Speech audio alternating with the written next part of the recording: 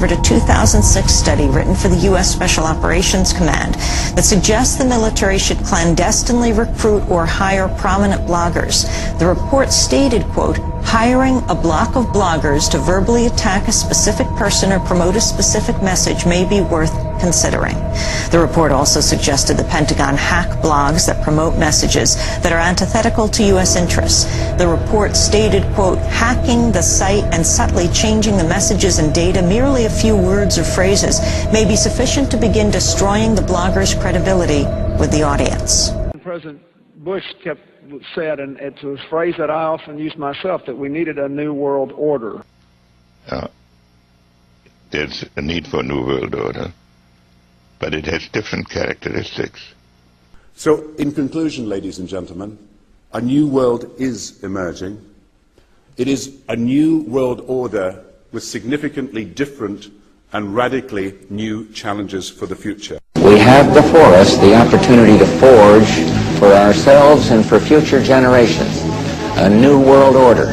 Today we must develop federal structures on a global level to deal with world problems. We need a system of enforceable world law, a democratic federal world government. The President George Bush has talked time and time again about the new world order, and this is the best chance to begin to establish the new world order. The future of the whole region. It's about the future of Europe and a new world order. You will always have a special place in my heart and in the new world order. A new world order. A new world order. The new world order. New world order. New world order. A new international order. New global order. Creating the kind of world order that I think all of us would like. There is a global meltdown coming. It is a global depression, and one world currency and one world financial system is the end game. China said last week they want one global currency. France said yesterday or the day before that they want one world order, a new world order, at the end of this event. You know, the military is working on a cyborg beetle to use in its arsenal. Now, we're not talking about, you know, the German car, as I first thought when I heard about this. No, that little thing, that's a bug, an insect. It's part robot, part bug. Researchers have actually managed to implant miniature muscle and neural stimulators to control the creature's flight. So what's the ultimate goal here? Average American would be so shocked to find out there's something called COINTELPRO, the FBI's covert action programs against American citizens. Now, this Senate report tells what the FBI was doing against the American citizens, literally. Here's their statement. COINTELPRO began in 1956, in part because of the frustration with the Supreme Court rulings limiting the government's power to proceed overtly against dissident groups. Micro-air vehicles, or MAVs, will play an important role in future warfare. The urban battlefield calls for tools to increase the warfighter's situational awareness and capacity to engage rapidly, precisely, and with minimal collateral damage. MAVs will be integrated into future Air Force layered sensing systems. These systems may be airdropped or hand-launched, depending on the mission requirements.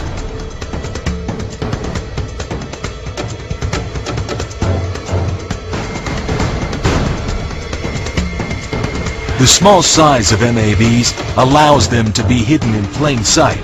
Once in place, an MAV can enter a low-powered extended surveillance mode for missions lasting days or weeks. This may require the MAV to harvest energy from environmental sources, such as sunlight or wind, or from man-made sources, such as power lines and vibrating machinery. It will blend in with its surroundings and operate undetected.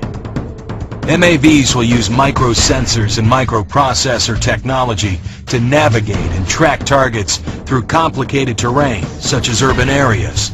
The Bureau conducted, their terms, a sophisticated vigilante operation aimed squarely at preventing the exercise of First Amendment rights of speech and association. COINTELPRO stands for Counterintelligence Program, primarily run by the FBI as a covert action program against domestic dissidents.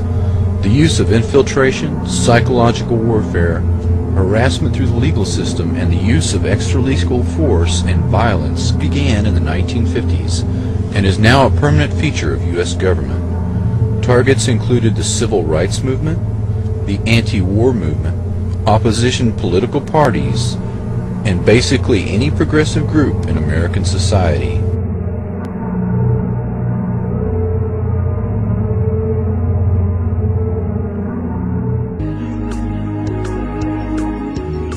Public relations is a real sort of benign-sounding term to describe propaganda.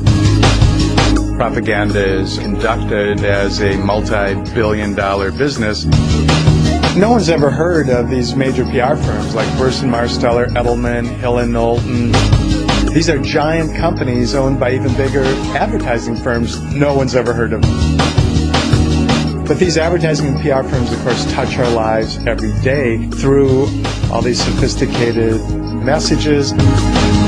They like to stay behind the scenes, and they don't want the light shown on them.